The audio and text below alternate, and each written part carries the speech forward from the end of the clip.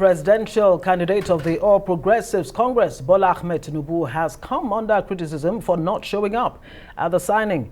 While in a viral video, AAC's Omoyele Sowore argues that Tinubu should have signed the peace pact himself instead of being represented by his running mate. Sowore says it is inappropriate for Tinubu to seek election into the presidential office but be absent at the first signing of the peace accord. He kicked against Tinubu's running mate Kashim Shettima sitting alongside other presidential candidates during the event.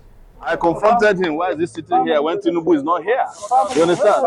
If I was sitting there, I would not stand up for him. Because Tinubu is the one who's supposed to be here. You can't be running Nigeria for presidency in absentia. No, I'm part of the truth. I'm sure I stood by what I stood for yesterday and tomorrow. It's the same thing I stood for because I was a student union leader when you guys were rampaging the country. That doesn't matter.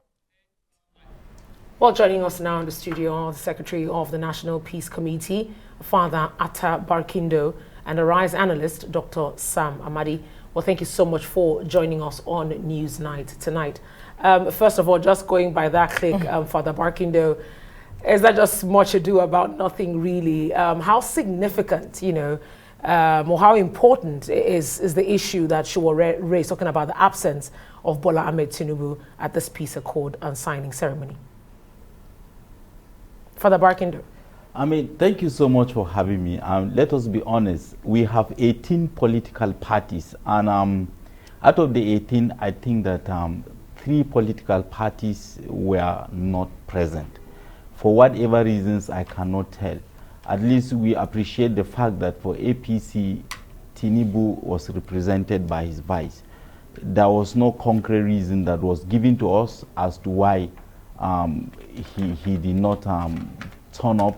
But we hope, just like in 2019, Atiku didn't turn up for the first signing, but he came to the Secretariat of the National Peace Committee and completed the signing. So we look forward to receiving the APC presidential candidate at the Secretariat of the National Peace Committee to just do the signing. For us, the most important thing, much more than the signing, is that commitment to peaceful campaigns, peaceful rallies, devoid of incitement, encouraging people and based on issues that are very important to Nigerians. All right, let me bring in Dr. Sam Amadi. Do you think the signing of the peace accord is enough demonstration of commitment on the part of the politicians? And hey, 3 out of 18 presidential candidates did not show up. Does it really matter? And the other question is, how effective really have these peace accords been over the years, at least since they were brought in? Well, I think let's start with the absence. I think, like Father Barkindo said, the numbers are encouraging. 3 parties not showing up, maybe for different reasons, and the APC candidates not showing up and sending the vice president is enough show of commitment and respect to the process. Again, what does this matter? Well, at 2 levels. One at the symbolic level. I think the work that the Peace Committee has done over the years towards and during election underlines maybe a growing consensus among the leadership, informal, formal, ecclesiastical, and secular, about the need for a peaceful campaign. So at a symbolic level, it mirrors and conveys that level of expectation. At the legal level, one can argue, institutional level, it doesn't have binding force, and I would argue that really the biggest deterrence to election violence, election crime, bad speech, hate speech, and all that are twofold. One is the law enforcement process that the police chief talked about, and the INEC official, even though their record does not encourage anybody, again, is the deterrence of the voters themselves. And so, for example, if some language, some profiling, hate speech, the media picks it up, spread it, and it costs candidates an election, like it does in mature democracy, then that's soft deterrence that's more effective. So people not look, it's like the market force. The voters themselves discipline you because your language, your communication, your imageries are offensive, they are violent, and therefore you lose favorability rating, and as well as possibly lose election. In a democracy, the biggest deterrence, the biggest control is the fact that voters punish you for misbehavior. And so what the Peace Committee and other moral suasion does is it builds up public resistance, public disrespect, public rejection of violent language, and therefore, even if these guys don't comply, even if there's no strong regulatory teeth, but it provides symbolic, social, and cultural, protection, and therefore encourage voters to view such conducts as bad, and possibly we grow to a point where we punish offenders. Father Barkindo, let me ask here. I mean, seeing you in that clip, can you just share with us the content of that particular agreement? Let's just get a highlight, really, in as much as it's not really binding. What's contained in that document? What are they supposed to agree to? Okay, there are a few things that have really been very articulated in the content of the accord. Number one is to shift the attention from personal attacks to really fundamental issues that are of concern to Nigerians. That is well articulated in the accord. The second one is the spread of fake news and unverified information. We want where spokespersons of different political parties and presidential candidates, including the candidates themselves, even the political parties, either during news conferences or their articles or opinion pieces in newspapers, they should, dwell on empirical data and facts, rather than this emotional and sentimental spread of information that is completely untrue.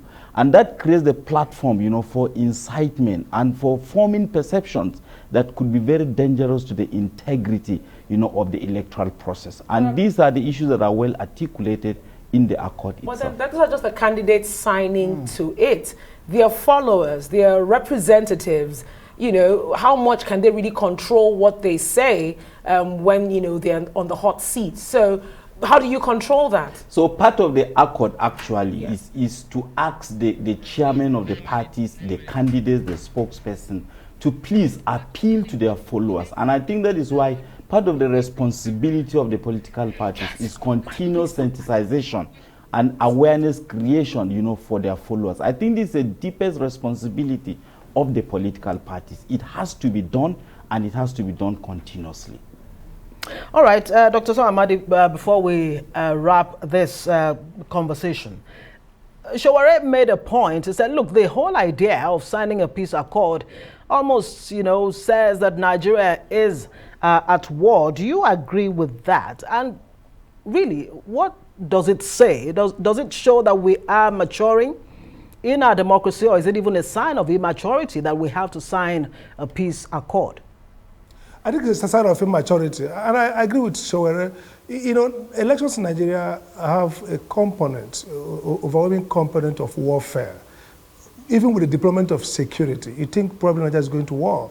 And so one evidence of maturing democracy is civility, that it becomes part of a voluntary civic engagement. So Showere is right to the point that, and I don't blame the Peace Committee, we've seen violence, we've seen dangerous kind of violence that are even primitive and basically useless, unnecessary violence. So the notion here is that politicians needed to sign a peace accord to do basic things that are part of a democratic process. And again, we have laws that prohibit all kinds of acts, even fake news, even hate speech. They are part of our law today. So ordinarily, you expect that the law enforcement agencies will take this up and prosecute. We don't need to have fanfare and carnivals to have people understand that there are certain behavior that are prohibited even by law. So the question is, do you need a peace committee to prosecute? And we've never had this prosecution. So Showore is right to say, look, this suggests some kind of siege, that, look, Nigeria is warming into a war. And the idea that high-level former presidents and great clerics are coming together to urge politicians to do the basic things that they ought to do as parties, and to also highlight the need for law enforcement officers to do what they have statutory mandate to do. It doesn't speak to our maturity or seriousness, rather speaks to the failure of institutions and the failure of democracy itself. But again, somebody has to pick the pieces, and that's what the Peace Committee is doing and has done. And so Showore is right, the Peace Committee is also right. Absolutely. Thank you so much. Father Atta Barkindo is the head secretariat for Peace Committee, and of course Dr. Sam Amadi, Arise News analyst. Thank you both for joining us on Newsnight tonight.